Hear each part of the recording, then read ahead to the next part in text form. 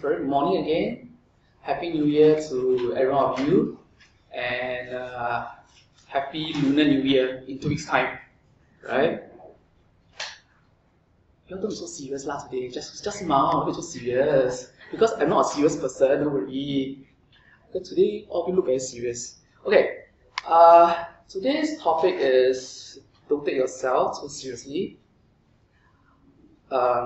The reason why I settled on this topic because I think this is one of the most, one of the most valuable advice that I have received over the years, and I try to practice in my life as well.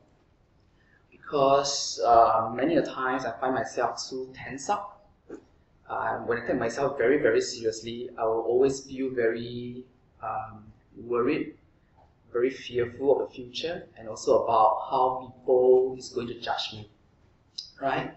And when I received this advice from, I forgot who is it, from a venerable many years back, don't take myself too seriously, something opened up in me that not a lot of time, all this judgment is really self-inflicted. We self-inflict all this judgment on ourselves, and we cause ourselves a lot of misery. So that's the reason why I thought it's quite interesting to share this topic today, and also to share the notion of self in the Buddhist perspective. Okay? So what I'm going to cover today is this. I'll talk about our conventional reality, what a normal mind perceives. Right? I presume all of us here have a normal mind, right? You all don't have a normal mind, right? Or don't have maybe some of you have a supramundane mind, a mind that is of the Aryas. But commonly, I think most of us here would have a normal mind. So I'll share with you what a normal mind will perceive and what the problem that we face with this conventional reality, right? And also share what's the Buddhist reality, right?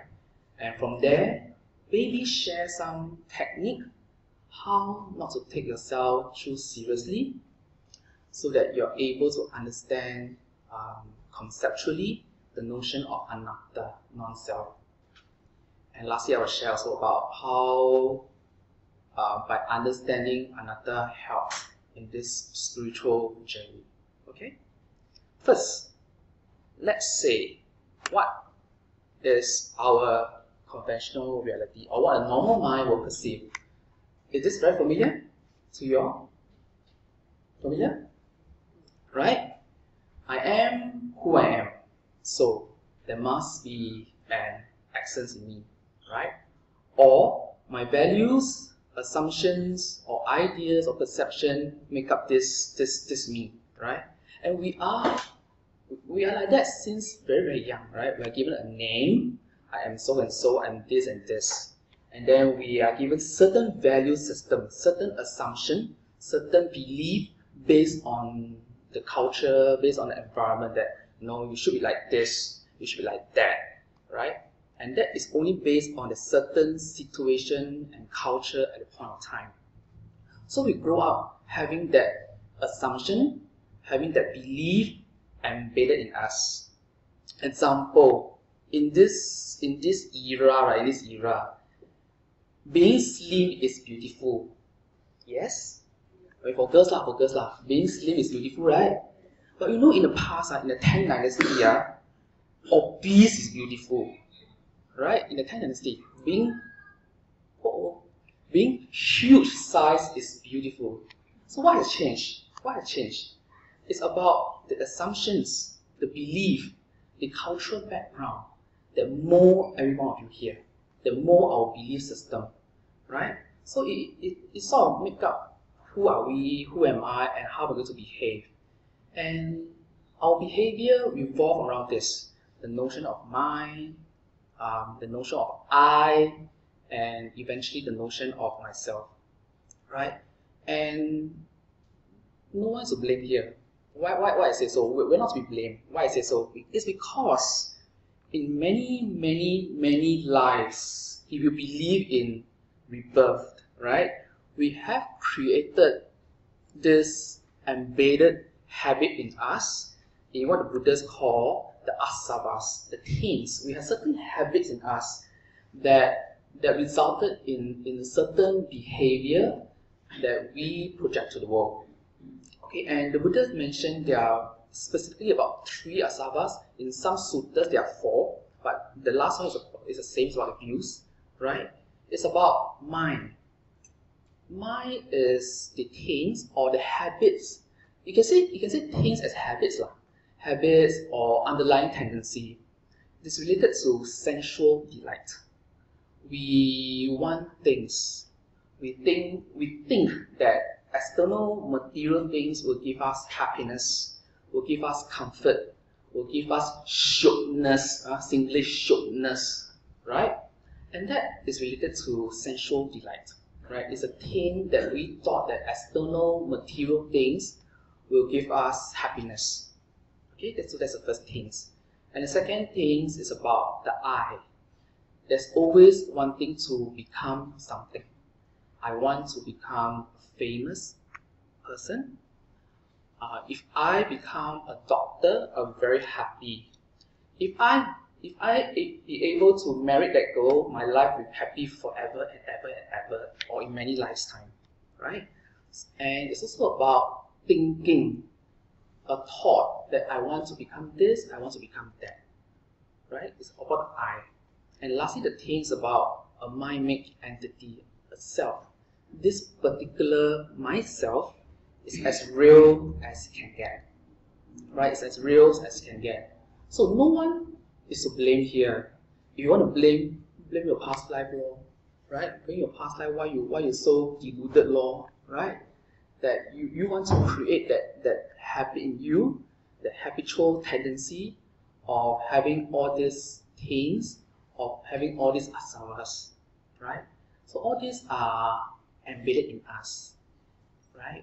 And the next slide I want to show you is I think it's quite interesting on why we all perceive like that.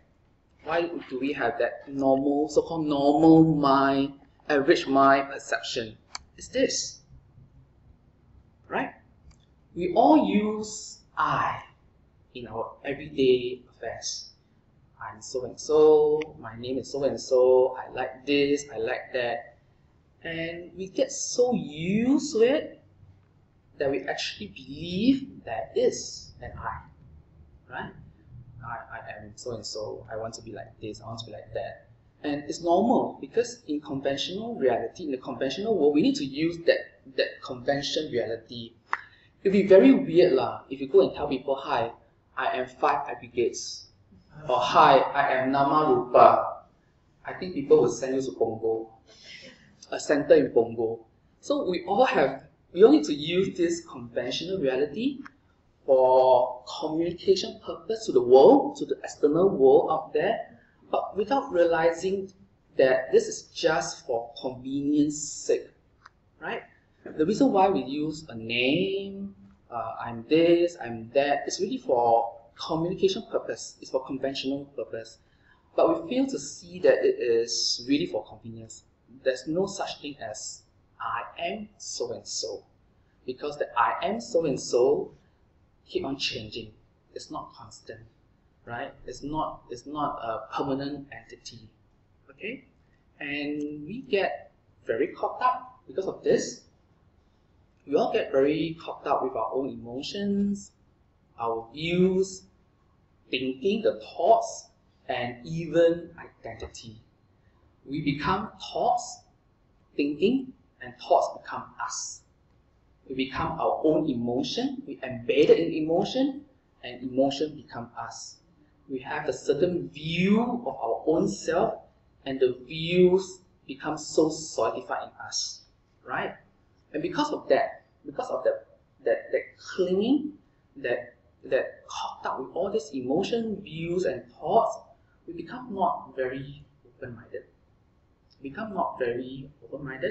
And will not listen to anybody, right? Because we are so caught up with our own emotion, our own views, and own thoughts.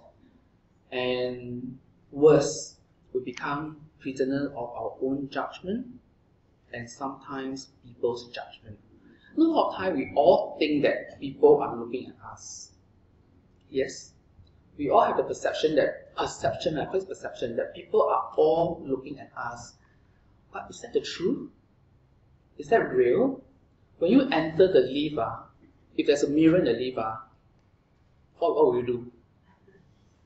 My hair neat or not? My makeup okay or not? So seriously, who's looking at you? Everybody is looking at own self.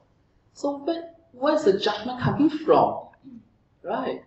The judgment comes from the fact that because we all judge our own self. We all are the culprit of our own judgment.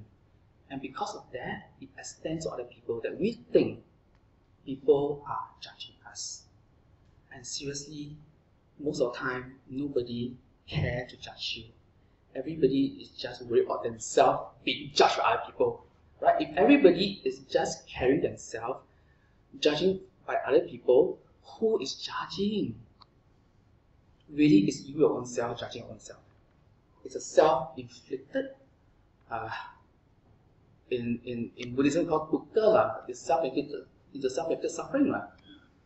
And the other point is, the problem with the conventional reality is, when we take ourselves too seriously, we take other people very, very seriously as well. Right? If I cannot be like that, other people also cannot be like that. Then you become a very hard person. You become a person with no empathy, because even you don't show kindness and empathy to your own self. How are you going to show kindness and empathy to other people? How are you going to show understanding to other people if you don't show understanding to your own self? Right? So that is part of the problem with our day-to-day activities. And it's going to be a bigger problem for practitioners. Hold on. No worry, I know that you won't judge me.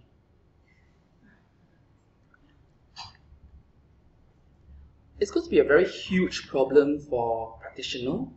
If you are a Buddhist practitioner, it's going to be a huge problem if you take the self too seriously. First of all, you hold on very tightly to a view or even an identity. Let me explain these two parts here. A view. You know that as Buddhists, we all should do good, right? We all should be moral, right? We all should. I think more of us here also very moral, Yeah. But if we attach too tightly of doing good, you know what the effect? The effect is, if people do bad things, we become very angry. You get my point? If we are too attached to the view of doing good, when people start to do something that's not so good, anger will arise. Ill will arise. But if we hold on to the view with wisdom saying that doing good is beneficial for our mind and beneficial to other people, we not so get caught up with a particular view. When people do things that are not so good, instead of feeling angry, we actually feel a lot of empathy and kindness for the person, because we know that the person is not doing himself anything that is beneficial to his mind. So that is an issue here. If you attach a certain view to a certain teaching very, very tightly, let's say, I must be like this, I must be like this, I must do this. Many a time, we'll use that particular teaching to whack other people, to hit at other people when people don't do well. But if you listen properly, use the teaching wisely, wise attention, yoniso manasikara, use it wisely, use it very gently. When people perform not too well, or when people are not to par, you feel a lot of kindness and empathy for the person, and you want to help the person on a spiritual path. Same when it goes to identity. In this journey, you will realize that you will improve. I mean, most of us will improve. If you practice sincerely, if you practice properly in this path, most of us here will improve. Sure improve. Right? Be it you're more kusala, you're more wholesome, you're more giving. But if we hold on to the identity very, very tightly, attached to the identity, saying that I am good now, I am sotapanna, all of you are not. You see the problem? It become a problem to a practitioner that you become so caught up with the identity that you will not improve. And that caught up itself is a hindrance to the practice. But if you look at the identity in the very wise way, saying this, that I'm very grateful for the Buddha, I've improved so far. I'm very grateful for the Buddha, and now I'm going to improve further. I'm going to move on further. And that is a boost to the practice as well. Right? So it's a huge problem for practitioner if you hold on to the self very tightly. It causes dukkha, suffering, and the mind can never be at ease and joyous. It's like that. When you hold something very, very tightly, your mind can never be at ease. The more you hold, the more you feel dukkha. And we all know, if you are a meditator, if we all know, when the mind is akusala, when the mind is unwholesome, the mind will have a lot of difficulties dealing. You have a lot of problem meditating properly. It's a fact. If you find yourself meditating for many years, and you find that you can't really still the mind, look at the kusala part of the house. Are you being very kusala in your daily activities? Are you being very wholesome in your daily activities? The likelihood is because your daily activities, you're not so kusala. That's why we're trying to steal the mind and not able to do so. And we know stealing the mind, it is important to see reality as it is. Okay? So it's really a huge problem, not only in the mundane world that we are interacting with other people. When you take yourself very seriously, it's going to be a huge problem with our interpersonal relationship or even to our own self. And it's a bigger problem if you're a Buddhist practitioner. You find that you can't really advance forward. You find yourself just going round and round and not knowing why are you like that. So the problem is about holding too tightly to a view and identity. So, what is the Buddha's reality? The Buddha's reality is about anatta. It's about non-self. The Pali word anatta, I mean to literally translate, it just means soullessness, non-fixed entity, or even no essence. Right? There's no essence. Let me explain a bit more here. It is because at a point in India, in the Buddhist time, there's this very prominent theory called Atta theory, right? Everybody is looking for the Atta, looking for the permanent entity, trying to merge with the permanent entity, right? So it's a very important and common concept during the Buddhist time. And in their time, Atta means a fixed identity, a permanent, a core, an essence, or they want to be everlasting. They want to have this everlasting forever and ever and ever, right?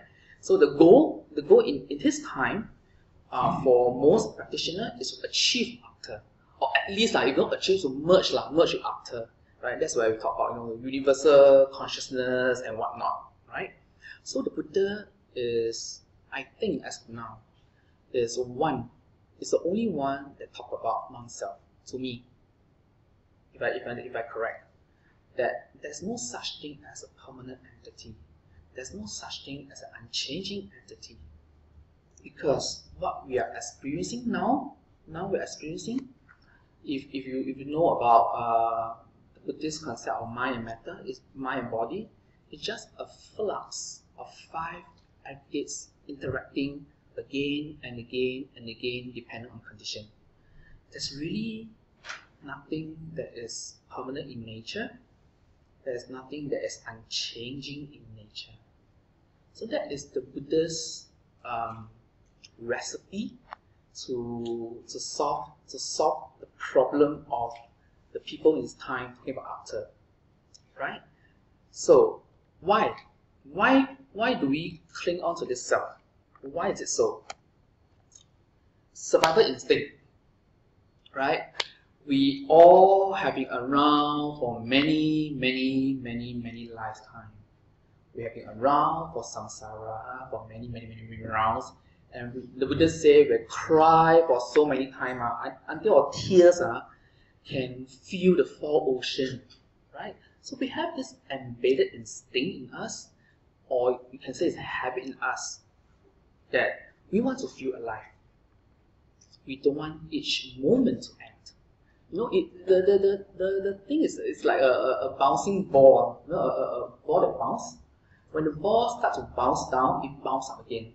We don't want to let each moment to cease. And because we don't want each experience to cease, we create the next moment of experience. Yes? When you finish your good experience of char kway teow or your spaghetti this morning, you start to think of lunch, right? Or for the moment, maybe you're happy and you're full, but maybe 5 minutes later you think of what to eat for lunch. You start to relive that experience of happiness. We don't want each moment to cease. When each moment ceases, we create the next moment, and so on and so forth. We keep on creating new arising, without noting that with any new arising, it comes with a cessation. And this makes us hold on to life and a notion that there must be an essence that is permanent and everlasting. Why is this so? Because we all love to focus on arising. We are not focusing on cessation. And that's the reason why, if you read the Anapanasati Sutta, in one of the passage, the Buddha say, look at cessation. Because when you are able to face the cessation face to face, you know that there is arising and there is cessation.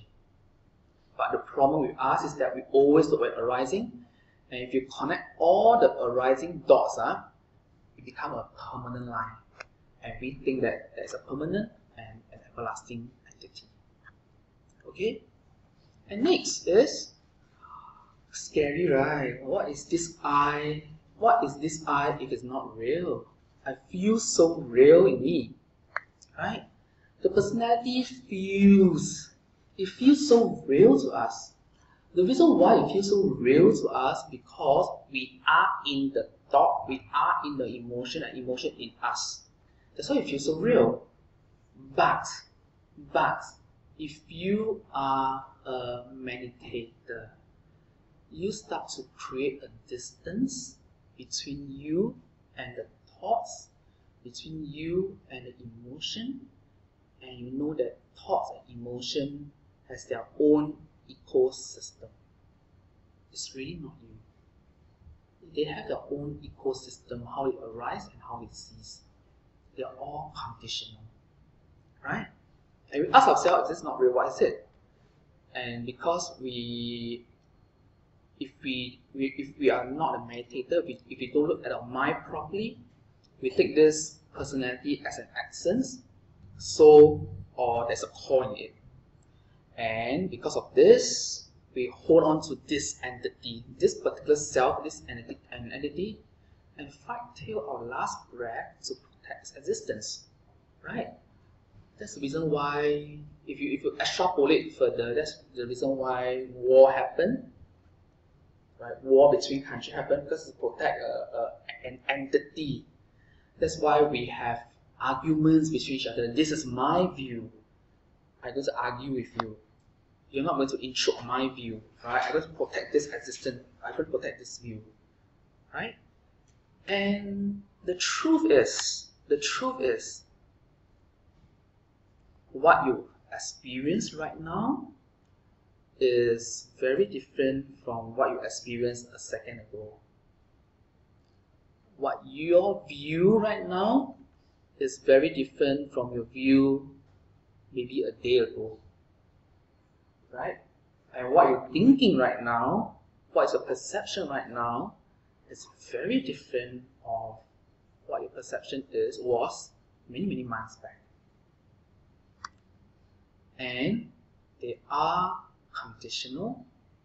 Conditional means that they all arise because of condition and are always in constant changes, right? And they do not have a permanent, fixed identity. Today, you want to call yourself, name yourself, I am beautiful, but tomorrow you may want to name yourself, I am smart, right? We all place different identity to ourselves, moment to moment to moment to moment. It keeps on changing, depending on condition. It's not constant, right? And to give you more boost, that's non-self, because what I'm saying here, you may not believe me, is science actually agree that there is no you. It's an article, it's a research article by Thompson. Thompson is, I also forgot which professor, from where, right?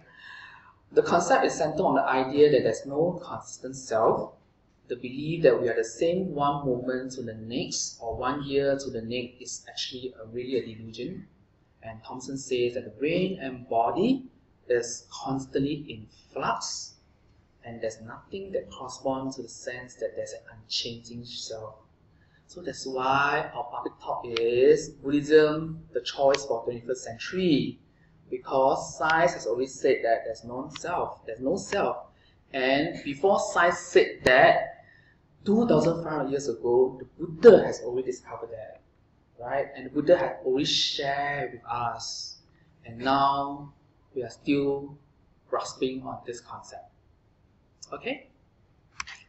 So, how not to take yourself too seriously? How to do it? The next part of the talk, it is the Buddhist method, but I modify a bit, not say modify, but I change the wording a bit so that it's more layman term to us. Because I know some people say that sutta very difficult to read, a lot of repetition. And the sutta English sometimes is very chima, very oh, hi. See, a child know how not to take himself too seriously. Yeah. Hello. Okay. So what I'm going to say later on is the method. The Buddha actually teaches his disciple how to look at this self, how to not take this self so seriously. But I modify the words a bit so that it becomes more palatable to us, and layman term to us. First of all, constantly see impermanence. Don't always see permanent. Don't always think that it's a permanent nature.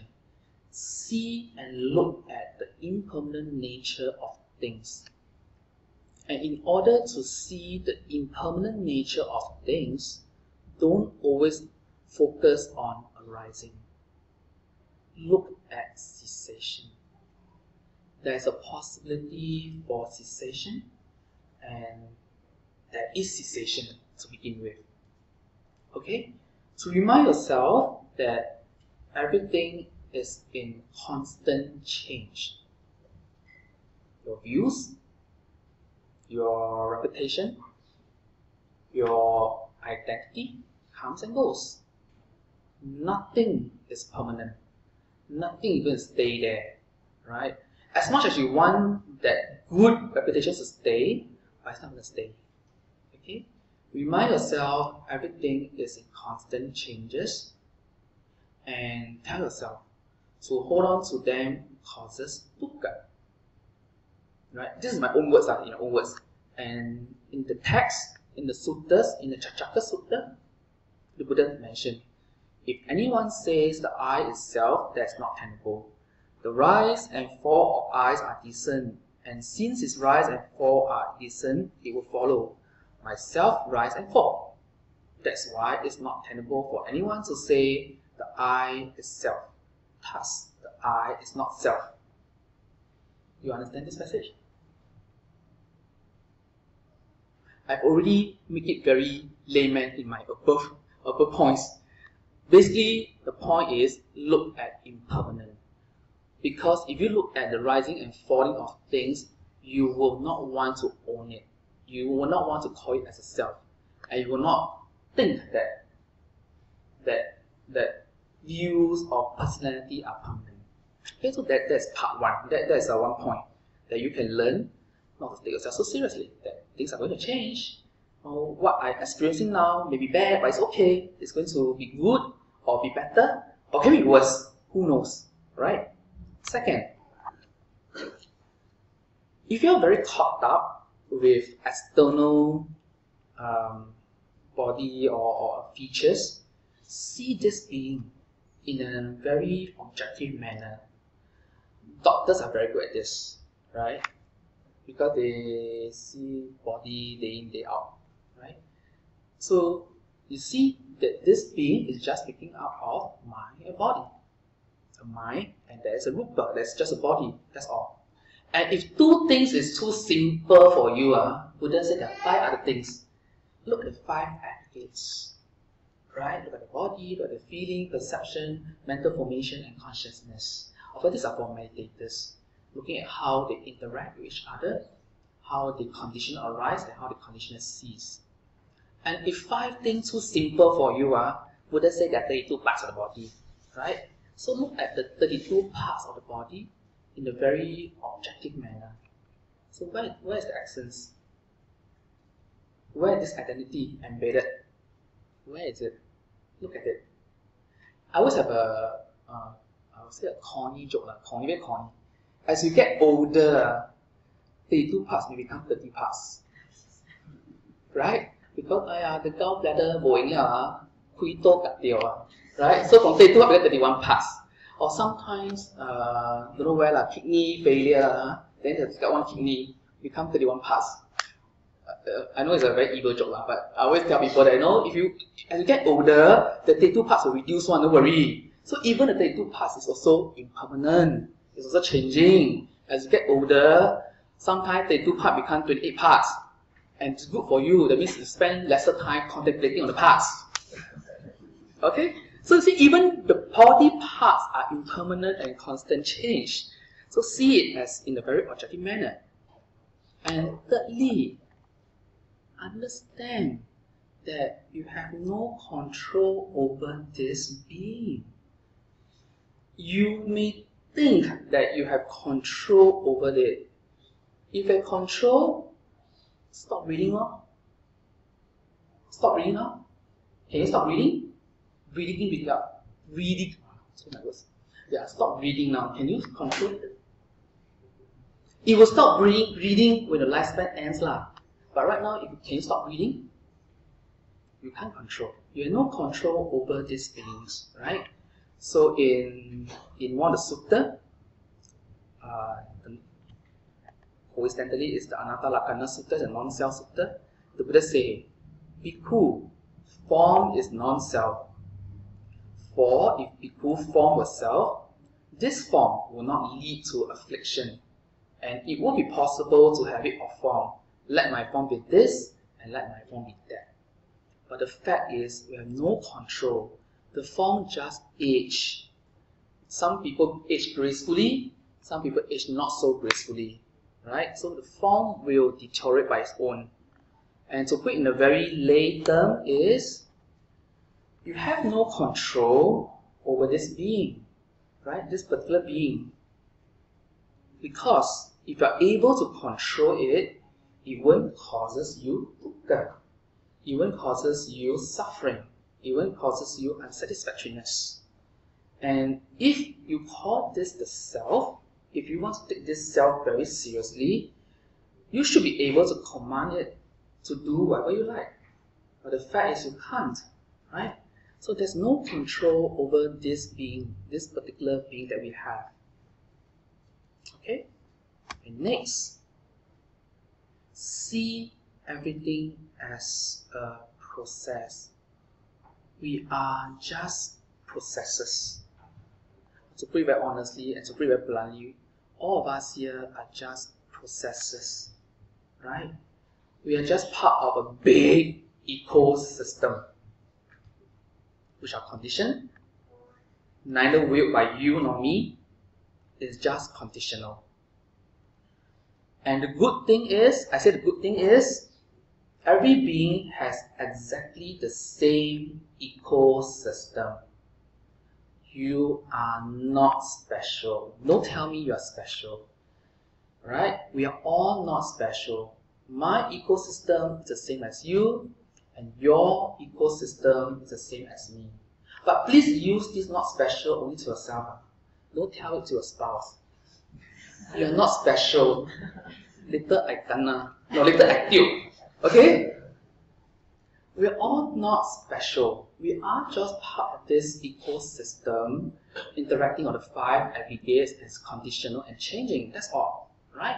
So see everything as a process and tell yourself you're not special at all. And it's always good to be not special. I mean, for those DSC people, you know why, right? Because you're not special and because you are exactly the same as every individual here, the Buddha's method will work on you. Yes? If you are special, if you feel you are special, then the Buddha's method won't work on you. Precisely, we are all the same eco-mind-body system. The Buddha's path, the Buddha's method will work. If it worked on his disciple 2,500 years ago, it will definitely work on us as well. So it's always good not to be special. Always tell yourself you're not special. Okay? Last but not least, always learn to develop a kusala mind state, a wholesome mind state. Because when your mind is in a wholesome state, it tends to be lighter, joyous, and more spacious. The self actually disappears when you are in that wholesome state of mind, right? And the wholesome state of mind helps us not to get caught up with the world. And it's true. When you see someone that is always very, very happy, that is always very wholesome, that particular person most likely is very happy and not caught up with the self. Okay? And always develop a sense of humor. Life is always suffering, don't suffer with it. Right? Have a sense of humor. If people laugh at you, then you laugh. So that when you laugh with other people, then nobody's laughing at you. We are all laughing together. Right? It's a way to transform the mind. If you feel that people are laughing at you, you laugh with them. Because when you laugh with them, nobody's laughing at you. We are all laughing together. You get the point? You see, you get the point? So nobody is laughing at you. We're all laughing together. With this silliness, with this point of time, I'm so silly. But it's okay, just laugh. Develop a sense of humor. Because when you have a sense of humor, your mind becomes very light. Your mind will not get caught up. Don't get so caught up. And your mind will be more wholesome. And when your mind is more wholesome, the likelihood is you will not get so caught up with yourself. And when you don't get so caught up with yourself, conversely, your mind also be wholesome. It works both ways. Okay? And all this help us to really understand or to have a little experiential understanding of the concept of non-self, anatta. Basically, it's about changes, impermanent nature, processes, ecosystem. We are not special. All this, if you want to put it layman term, anatta is like that. It's about a changing nature, not a permanent nature, an ecosystem, a processes. Okay? So, how does understanding anatta help? It reminds us that we're not special, and it actually gives us a lot of hope. It helps us develop wholesome feeling towards other beings, and most importantly, it enables us to learn to let go. So we're not special. I mentioned just now, When we are able to see everything, including our own self, as just processes and ecosystem, there's really nothing special about us, right? Everything is just conditional, and when everything comes together, phenomena arises. When conditions disappear, phenomena ceases, right? And it's part of this passage given by Buddha that was given to Sariputta. Sariputta, when hear this verse, becomes Sotapanna leh. You read, right? So how many Sotapanna here today?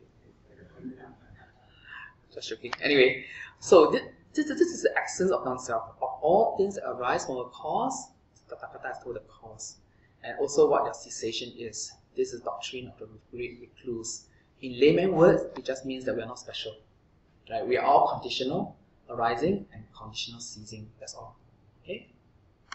And we are just part of rising and passing away of phenomena. That's all. And because of this, we will not take the self too seriously. We will not take this identity too seriously. We will not take the view that we have too tightly, hold on to the view too tightly.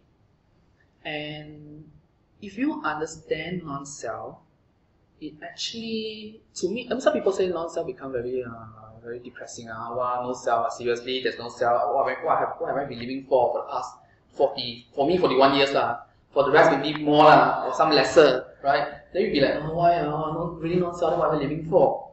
But understanding non-self actually gave us a lot of hope. I now call a pastor hope. There are hope. Because we're not fixed and we are not a permanent entity, we all can change. If today I tell you you are fixed, you cannot be changed, what are you here for? No need to come here lah. You go back and enjoy yourself, and it cannot be changed what? Right? And we are not dependent on divinity, but we just need to have wisdom and cultivate the right condition for us to be happier and more peaceful. And eventually we can achieve the ultimate bliss. So non-self actually gave us a lot of hope. If there's one thing in Buddhism that lifts us up, it is the concept of non-self. Right? Because of non-self, we all can change. And I mentioned just now, if we were after, and if we were to be fixed, fated, there's really nothing we can do to make any changes. Nothing at all. Right? No need to place the Buddha, no need to read the Sutta, no need to go for meditation retreat, no use one, no need to. Just enjoy life until the very last day. But because of anatta, because of non-self, we all can change. And because we're not special, the Buddha's method sure work. It is sure work. And so if you're the after, there'll be no incentive to live a purposeful life, as all are cast in stones. So anatta really gives us a lot of hope. It allows us to be wiser by putting in the necessary conditions. Right? By understanding anatta, by understanding non-self, we become very hopeful and we can change for the better. And when you understand anatta in your own self, you will develop a lot of wholesome feelings towards other beings. Right? Because when we are able to see the anatta nature of other people, we will not bear grudges, anger, or ill will towards other people. These are just his condition law, right or not? These are his conditions, right? People make mistakes because of conditions, not because he is a he there. And we were able to forgive other people's mistakes and develop kindness towards them. Because of this condition, he behaved like that. So next time when you're angry, ask yourself, what are you angry about? If you're angry about the person, remind that there's no person there. There's only conditions. And if you know that that condition, and you keep on angry with the condition, I don't know what to say. Angry with condition, are you okay or not? Are you okay or not? Angry with conditions, angry with processes. You know, conditions have been doing their part for many, many years, and now you're angry with conditions. You sure not, right? It's like angry with gravity. Gravity is always there, and now you're angry with gravity. You okay or not? Seriously. Yeah. So next time when people do something bad and you get angry, ask yourself, who are you angry with? If you're angry with a person, then tell yourself, there's no person there to be angry of. And understand that these are just his conditions. Remind yourself these are just conditions. And if you're angry with conditions, then tell yourself you're silly lor. You're very silly lor. Because if you get angry with conditions, then you might as well go angry with gravitational force. Okay? And yeah, so I mentioned just now, you're wise enough, able to realize that people's action are due to conditions and not their inherent nature. Our anger and you will be able to dissipate more quickly, right? And it enables us to see any situation in a more objective manner, right? It's not personal anymore. We become conditional based, and we develop kindness and compassion to other people because everybody, including yourself, is capable to be better, and we can improve given the right conditions. And if you are a Gila practitioner, you give the person the conditions to be a better person, right? You will provide the person a better conditions to make them to be a better person, right? So if you understand about conditions, then you feel that you will not hold on to grudges very tightly. You will be more forgiving. Because everyone has a potential to be better. Everybody has potential to be kinder and to be a better version of themselves, right? And of course, if you are a practitioner, understand anatta eventually enable us to let go. And will enable us to let go. When we see that we are nothing special, or what are not special, and we are just part of an ecosystem, right? There's really nothing or an identity for us to hold on to. We are just part of an ecosystem, right? And it becomes very meaningless for us to hold on, really to grasp onto anything. Because when you truly understand and experience the nature of non-self, what's there to hold on? What's there to grasp? Everything is just a flux of changes, rising and passing away. We are just an ecosystem, and when we are able to discern everything is just passing and rising and passing, our mind eventually will want to let go. By nature, by conditional base, our mind will eventually just want to let go. And that is the whole path. If you want me to summarize the path, the Buddhist path is by letting go, right? So if you are able not to take yourself very seriously, in the mundane world, in the conventional world, you'll be a better person. You will not get so caught up with your own self, identity or views or emotion and thoughts, and you would have better interpersonal relationship, you'll be more forgiving, and you live a life in a much happier person, and ultimately your mind will start to let go. You will experience what the Buddhists say as viraga, dispassionate. Because if things are just rising and passing, what is there to hold on to? The more you hold, the more you slip away. The more you hold on to something, the thing will slip away. You can never hold on to anything, although you perceive that you can hold on. There's nothing to hold on to anyway. And then your mind will automatically just want not to hold tightly like that. And that is the ultimate path. Okay? So, to conclude is, first of all, understand. Understand the shortcoming of taking yourself too seriously, right? And try to learn to see the world from the Buddha's reality, right? See the world from the Buddha's lens, what the Buddha say about itself. And it's about creating the new neural pathway Because we have this old neural pathway that we have with us for many lifetime, right?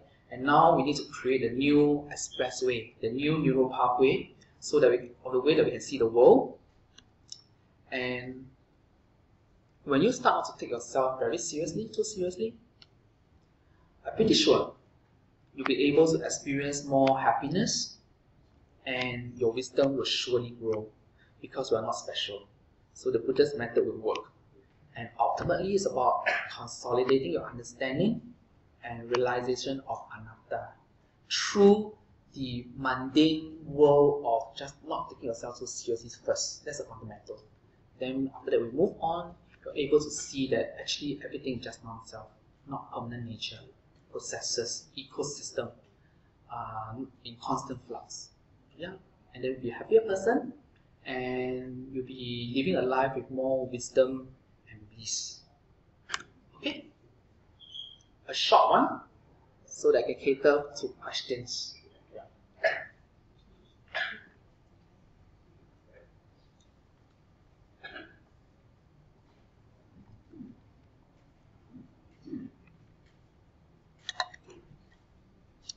By the way, if you want to understand more about the non-self, advertisement time, come to DSC course.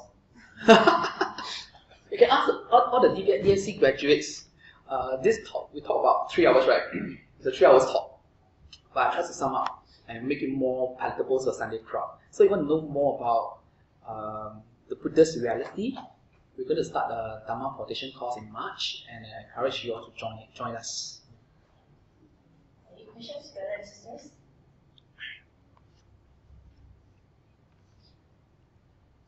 All can see I'm clearly now. Either I'm good or I make you blur. But I'm very positive one. I'm good.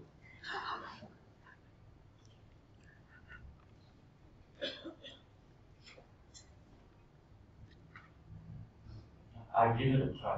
But thank you for your talks. I think I picked up quite a little interesting things here and there, especially like the non-special. I find this topic on the self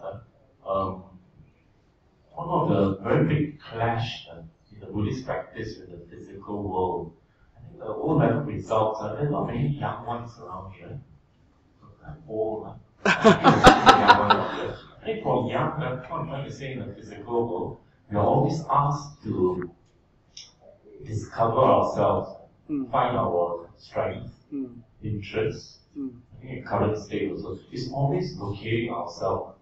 So what you put at, who are you? So like your first, you go for a job interview, the first thing you ask you like, tell us about yourself. There's always self. So this part, I find that in Buddhist practice, it's a very big clash. I tried, because just now as you did in your talks at various points, address some of my thoughts. So I think there was a certain sadness, like you can say that I have no non-self. So what am I living here for the past, for you 40 years? So, 41. Yeah, so I did experience in practicing this at certain moments, that there was a sense of loss. It's like I'm owning my own funeral. Yeah, like when you need to let go of yourself. Our whole life seems to be built on finding ourselves. Yeah, so how do you navigate? But you did give us a little anecdotes here.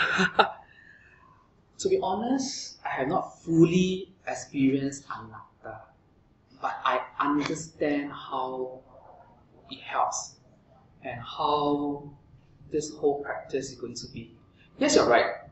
The concept of anatta is antithesis to the conventional world, because in the conventional mundane world we talk about self-actualization, what self-fulfillment and whatnot. But we ask ourselves, after living for the number of years, are we happier? Or finding itself, are we truly happier? Are we going to give in to what the world wants? If you feel happier giving in what the world wants, I think most of us won't be here today trying to discover a way or a path. The fact is, the world wants more and more layer of that delusional identity. To me, when I first start to read about non-self, I'm like, you're very sad lah. Very 凄惨, not 凄惨 like very 惨 very sad. You mean all these years of building up this success, this identity, you mean it's not unreal? The Buddha said, yeah, it's unreal, so you want. The Buddha says unreal. So to me I'm also a lay person. Every day when I go to work, I just want this self, want this identity. No choice, it's a conventional identity. But at the back of my mind, I have to remind myself that this is just convention for me to interact with the world. Because it would be very silly of me to say, hello, I'm fire aggregates. Hello, I'm not special. Very silly. So every day I take some time to detox. Detox by reflecting. Like I mentioned just now, reflecting on impermanent nature, reflecting on processes, everything's in constant processes, and most importantly, reflect on don't take that particular self so seriously. Because if you take it very seriously, you find yourself very unhappy. So I know it's a tug of war between these two. Like the world wants this and the world wants that. Eventually, when you discover what you want, you will choose the path that makes you happier. What I'm saying is, if you feel that you're not ready for this spiritual path, you'll always give in to the world first. But if you are very serious in this practice, because after searching for 41 years and still not happy having that self, I must do something right. I must do something that is not the same. There's a saying, right? If you want to discover something not the same, you cannot be doing the same thing every day. So now I explore what the Buddha said. Harsh truth, very, very sad truth. But that's why I mentioned what you must think that non-self give you hope. I purposely put in this slide because I know people will feel very depressed. But think of it another way. Non-self gives us a lot of hope that we all can change. That the Buddha's method sure work.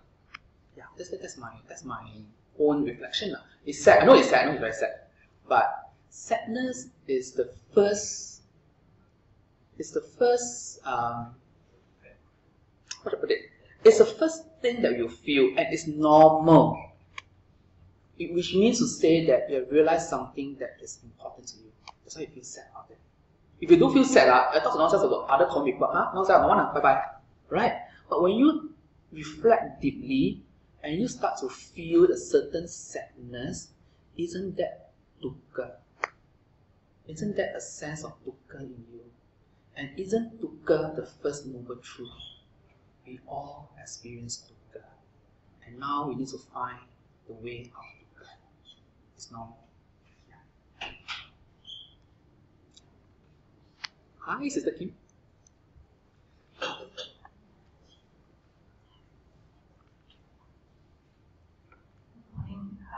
I just want to make some comments on what the last speaker said about feeling sad, because I remember when I first encountered this concept also, it was exactly that sort of feeling that what's all this about, and all this struggle is for nothing. So I wish to speak because I want to reassure that I think, based on what you say, it struck me that this is a grieving process. That's why you feel sad. It's your sense of identity is very dear to you. You hold it very closely. It's something, it's you. It's very, very deep. And so when you lose, or when you just even think of giving up that concept, you're losing something, and you grieve. You grieve that you're losing this thing, and I think it's a very, I think it's like 100% everybody who encounters this and starts to take it seriously, you will pass through that first part of grieving first. And as natural as part of the process, you are suffering a loss, and it's a deep loss. You're holding it very seriously. But the irony of it is that because you don't hold yourself so seriously, you're lighter. And you know, when somebody maybe insult you, when you don't take yourself so seriously, okay lah, then you don't react so strongly, and therefore equally you don't suffer so badly. So for me, I think another is like that concept first, then you use it. You use it in your practical life, so that you don't, in a practical way, so that you don't take yourself so seriously, like Chye Chye says. You keep on, and each time you encounter it, and you yourself build up your understanding of inside you what anatta will lead towards. And when you keep on letting go and letting go, then you find it becomes freer. And you don't react so negatively to a lot of things that you are bothered by. And then your life becomes more peaceful. And as it becomes more peaceful, you just become happier. So by no means my process is finished, but I think that's what I experienced and I wanted to share with people and find that, it sounds so weird, but the Buddhist way really is turning away from the stream, turning away from the usual way of looking at things. And this is a great example of that. Thank you, Sister Kim. Very good sharing. I love it. I like it.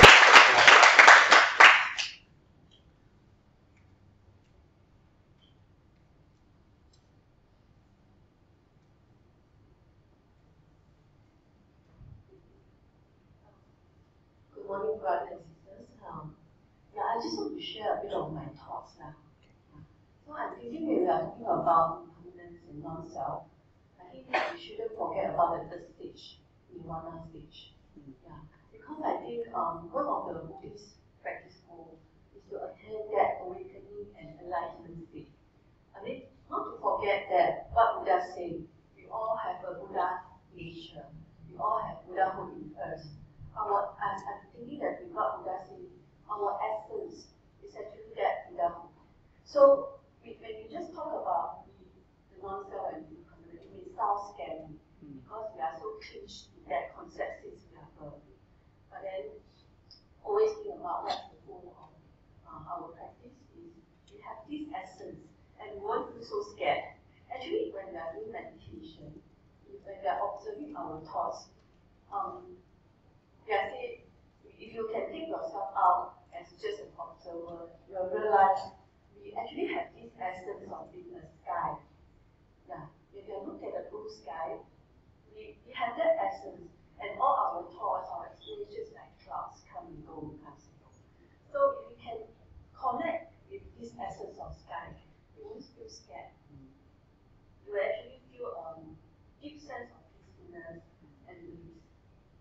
So I'm just thinking, if we look at all these three together, impermanence, non-self, but don't forget about nirvana state, awakening state, and there is relative peacefulness, and you won't feel so scared and so pessimistic. Just some of my thoughts.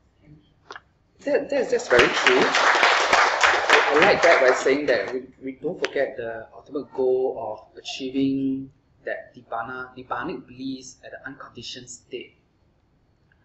But the fact is, not the fact that we all will go through that process of grieving, of a sudden rude awakening, and that is important because the Buddha mentioned the first noble truth.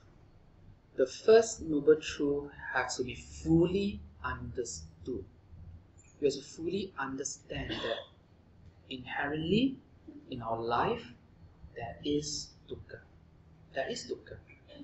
But the Buddha didn't stop there. The Buddha gave a recipe to it that yes, there's dukkha, but dukkha can cease. And that's the reason why he gave the Eightfold Path, that dukkha can cease. So, first of all, he wake you up. First, he shake you up. Non-self. But he didn't stop there.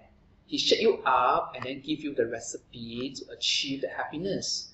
Because if he didn't shake you up, you will still be in your own habits and not wanting to walk on the path. But if he managed to shake you up by saying that, hey, the self that you have not real one, you will die off one, no worry, you will die off one. So once you are being shaken off, then you'll be in that tendency or in that state of wanting to look for happiness and want to put the things to practice. And that's what the sisters say is the path to Nibbana, the bliss, the unconditioned state. Yeah.